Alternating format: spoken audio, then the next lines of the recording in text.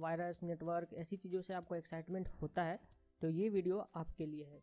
इस वीडियो में आपको मैं बताऊंगा कि हैकिंग होती क्या है, हैकिंग के कितने टाइप्स है, एक हैकर कितना अर्न कर सकता है, हैकर बनने के लिए क्या क्या चाहिए और एक सर्टिफाइड हैकर बनने के लिए हमें क्या क्या करना पड़ेगा। तो बात करते हैं हैकिंग और हैकर्स की। जब भी हम हैकिंग और हैकर्स जैसे वर्ड सुनते हैं तो हमारे दिमाग में चोरी या इलीगल जैसी चीज़ें आती हैं, पर ये पूरी तरह से सच नहीं है। हैकिंग का एक अच्छा पार्ट भी है और एक बुरा पार्ट भी है। हैकिंग तब होती है जब कोई इंसान सिस्टम की जो कमियां होती हैं, उसमें जो लूपहोल्स होते हैं उनका पता लगा लेता है और उसमें एक्सेस कर लेता है। तो बेसिकली हैकर्स दो टाइप के होते हैं। पहला है वाइट हैट हैकर और दूसरा है black hat hacker. White hat hacker उसे कहते हैं जो ऑर्गेनाइजेशन की परमिशन लेता है, जिस भी सिस्टम में वो एक्सेस करना चाहता है, जिस भी सिस्टम को हैक करना चाहता है, उससे पहले वो परमिशन लेता है, उसके बाद उसको हैक करता है और उसमें बताता है कि इस जगह पे यहाँ पे कमी है, यहाँ पे लूप होल्स है, उसमें आप सुधार कर सकते हैं, उसके बदले उसको पैसे मिलते हैं। जबकि black hat hacker just opposite होता है वाइट हैट हैकर के।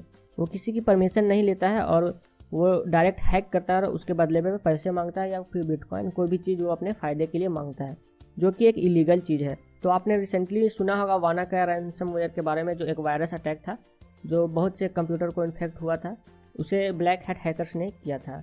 तो इस तरह से आप ब्लैक हैट हैकिंग को समझ सकते हैं।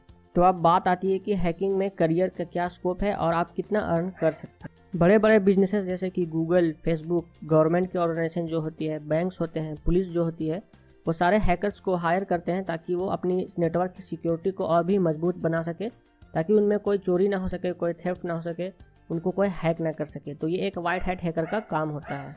इथिकल हैकिंग का मार्केट तेज़ी से ग्रो कर रहा है और अगर बात करें डिमांड की तो लगभग साल भर में 75,000 हैकर्स की डिमांड होती है हमारे देश में, लेकिन 15,000 ही हमारे देश में हैकर्स बन पाते हैं लोग। और हैकिंग का मार्केट बहुत तेज़ी से ग्रो भी करने वाला है और ये और भी तेज़ी से करेगा। बात करते हैं सैलरी की, तो अगर आप अच्छी कंपनी में किसी में जाते हैं जो एक रेप्यूटेड कंपनी है, तो आपको साल के आराम से 2.5 लाख से 3 लाख का मिल सकता है। और अगर आपका काम करते करते एक्सपीरियंस हो गया तो 10 से 12 लाख तक भी आराम से आप कमा सकते हैं।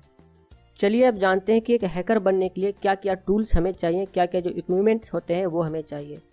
तो एक अच्छे कंप्यूटर के अलावा ऐसी बहुत सी चीज़ें हैं जो आपको हैकर बनने के लिए चाहिए। उसमें से पहला है लिनक्स ऑपरेटिंग सिस्टम। इसे हैकर्स का ऑपरेटिंग सिस्टम भी कहते हैं, क्योंकि नॉर्मल विंडोज़ पीसी में आप हैकिंग नहीं कर सकते हैं। अगर आपको हैकिंग सीखनी और हैकिंग करनी है तो लिनक्स में करनी होगी, और हैकिंग से रिलेटेड जितने भी सॉफ्टवेयर आते हैं वो लिनक्स के लिए बने होते हैं।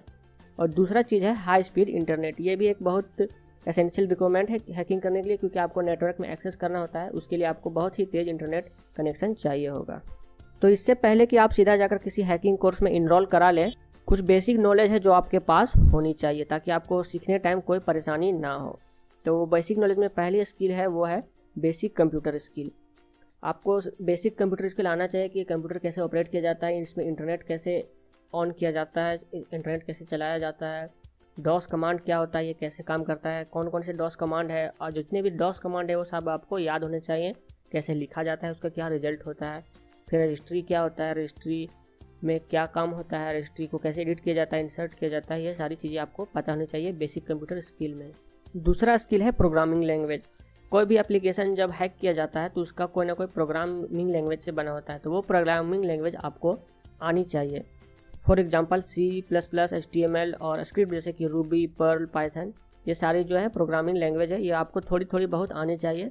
इसमें आपको मास्टरी करने की ज़रूरत नहीं है, बस एक बेसिक ज्ञान होनी चाहिए सब चीज़ का, ताकि आप अच्छे से हैकिंग कर पाएँ। आप जितना ज़्यादा लैंग्वेज के बारे में जानिएगा उतना ज़्यादा हैकर आप अच्छा बन पाइएगा। तीसरी चीज़ है नेटवर्किंग स्किल। इसकी भी बेसिक जानकारी जैसे कि TCP, IP, सबनेट, टेलनेट, ये सब चीज़ें क्या होती है, IPv4 क्या होता है, इन सब चीज़ों की जानकारी आपको होनी चाहिए। चौथा चीज़ है